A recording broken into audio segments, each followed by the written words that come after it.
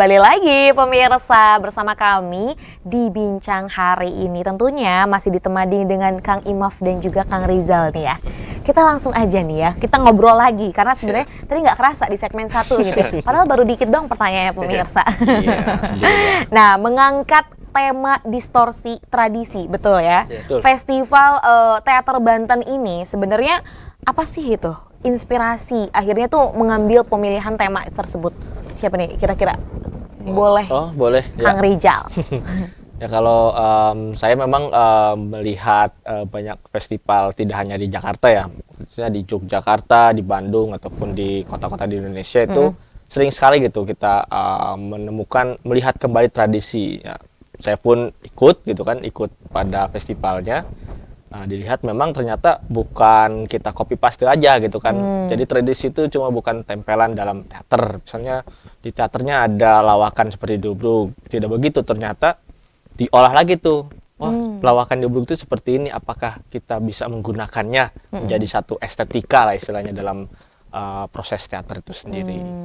Jadi ini jadi inspirasi sih, karena kalau di Banten kan ya banyak gitu kan tradisi yang belum diolah atau misalnya belum tersampaikan atau masih tersembunyi, ya makanya wah kayaknya seru ini ya kalau bisa kita menghadirkan kebantenan kita dalam satu tema teater FTB saat ini ya. Nah, kemudian ya ini kan sudah berlangsung dari tahun lalu dan saat ini juga akhirnya menjadi tahun yang kedua gitu kan. Bagaimana sih gitu respon dari masyarakat itu sendiri terhadap Festival Teater Banten? Boleh Kang Imaf? Tentunya yang kedua ini semakin lebih banyak yang mengetahui ya, karena memang sudah pernah dilakukan gitu di tahun sebelumnya, bahkan ditunggu kayak begitu kan kehadirannya gitu kan. Di tahun ini sendiri dari sosialisasi kepanitiaan juga lebih masif lagi gitu, lebih masif lagi gitu. Terus kemudian secara peserta juga antusiasmenya lebih ada gitu kan. Terus kemudian ada dari format FTB 1 dan FTB 2 ini juga dibuat berbeda kan. FTB 1 itu ya tanpa ada kuratorial gitu kan. Di FTB 2 ini ada kurasi dulu. Ada kurasi dulu. Oh gitu. Nah itu akhirnya menjadi perbedaan mungkin ya dari FTB yang tahun lalu dan tahun ini. Tapi kalau kita ngebandingin sama penampilan ataupun pertunjukan teater-teater di daerah lain atau di dunia lah gitu ya gitu. Apa sih gitu perbedaannya sama yang festival teater Banten ini?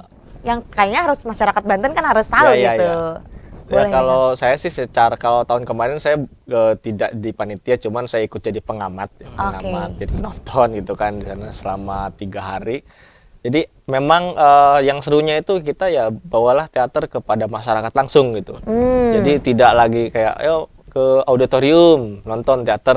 Nah, sekarang dari format 1 dan 2 kita kembangkan dan kita mungkin beberapa opsi masih kita ambil, itu ya udah akhirnya kita sodorkan teater itu ke lingkungan masyarakat.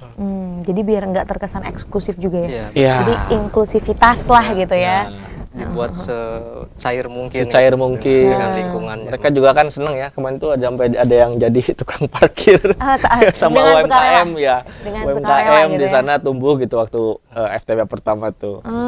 Oke. Dan tahun ini kan di Pandeglang dari tanggal 17 sampai 20. Sampai 20 Juli ya. Takut lupa bulannya. Takut lupa, nanti ditungguin sampai Agustus. Ternyata udah lewat.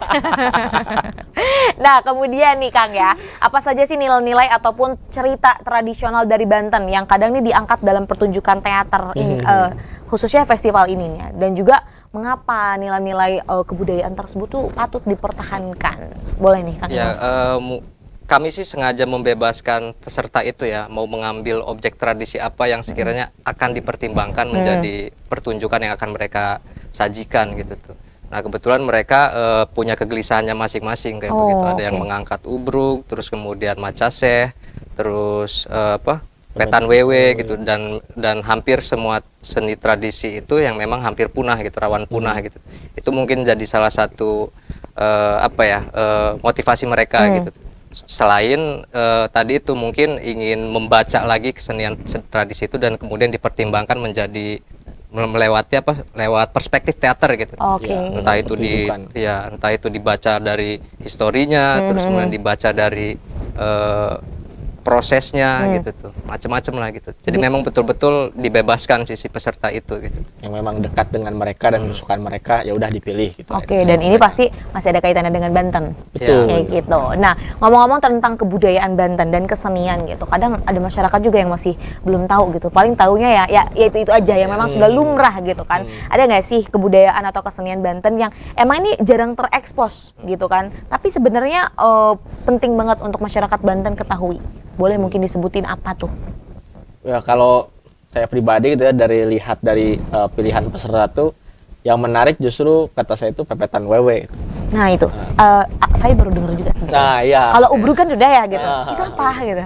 Ya apa ya sebenarnya kalau dilihat, saya pun belum melihat secara langsung gitu ya. Cuman ya menurut si penggiat teaternya yang sudah residensi bilang ini tuh kayak apa ya, kayak acara pengamen gitu untuk satu, dia tuh kayak satu rangkaian besar. Jadi si segmen pepetan wewe itu digunakan seperti untuk meminta saweran istilahnya, tapi dengan boneka sama kayak ondel-ondel.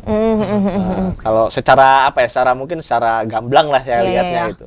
Dan ini menariknya juga karena belum banyak yang meneliti. Saya lihat di jurnalnya itu di kayak Google Scholar itu baru 2 artikel yang baru menulis.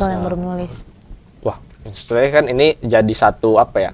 Mungkin jadi satu tilikan atau penglihatan yang akan ke depan tuh kayaknya mau digimana nih pepetan wewe nih. Setelah diekspos lah istilahnya. Karena kan tadi bener itu belum terekspos dan sekarang kalau baru diangkat, akhirnya masyarakat juga akhirnya tahu gitu kan. Ada namanya pepetan wewe gitu yang memang diangkat lah nanti di teater itu ya. Wah, kita akan nantikan, makanya nonton ya.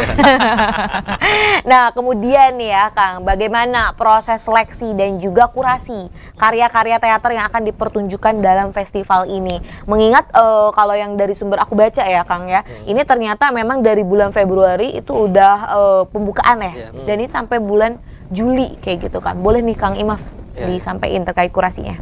Ya, di bulan Februari itu kita melakukan sosialisasi ya, open call di sana gitu tuh, menjaring beberapa peserta gitu, terus kemudian ada tahap kuratorial, kita melihat dari portofolio komunitasnya gitu tuh, experience-nya ya gitu, terus kemudian konsep dan gagasan yang menjadi tawaran mereka gitu tuh, dari ide kreatifnya gitu, akan seperti apakan si objek yang dipilih itu, kesenian tradisi itu gitu tuh. Terus kemudian tawaran yang akan menjadi ide kreatif pertunjukannya gitu tuh. Nanti secara bentuk akan seperti apa sih gitu. Itu sebetulnya dituangkan lewat tulisannya ya gitu. Kita kuratorialnya melalui tulisan mereka gitu. Makanya sebelumnya itu ada lokakarya yang kita lakukan gitu. Lokakarya merancang gagasan dan menuliskan konsep kayak begitu. Ada ya dilaksanakan itu. Setelah lokakarya itu baru mereka mengirimkan tulisan itu gitu. Baru tahap kurasi ya waktu itu. Tapi menarik ya saat sosialisasi itu jadi tercetus lokakarya itu karena peserta sendiri justru. Karena peserta sendiri, kenapa? Maksudnya kok bisa gitu? Karena mereka mengakui gitu bahwa belum terbiasa untuk menulis proposal yang seperti itu. Menulis konsep dulu, terus menulis gagasan, menulis gambaran itu. Ya secara garis besar di Banten masih belum terbiasa. Belum terbiasa ya di komunitas teater. Jadilah gitu. Ya atau der aja gitu. Der. Ya, sementara tulisan kan itu bisa menjadi arsip kan, Ya, sekaligus betul. menjadi sumbangan apa ya. Mereka kan melakukan residensi dulu, bisa dituliskan, terus kemudian itu jadi sumbangan pengetahuan juga kan. Ya, setidaknya kan sama kita gitu kan sebagai yang ngurasi, kebayang gitu ini arahnya kemana. Kalau misalnya kesulitan menulis ya kita juga bingung ini arahnya mau kemana pertunjukannya itu kan. Betul. Makanya ada lokakarya itu. Ada lokakarya. Dicetuskan sama peserta itu, minta lokakarya dong. Oh ya udah, akhirnya kita seminggu kemudian ya langsung lokakarya. Jadi ini juga kan menjadi salah satu hal yang tentu bermanfaat ya bagi pelaku teater di Banten itu sendiri. Biar tuh ritmenya atau ritme kerjanya sesuai, selaras lah seperti itu. Nah ngomong-ngomong tentang Festival Teater Banten ini, ada berapa penampil nanti?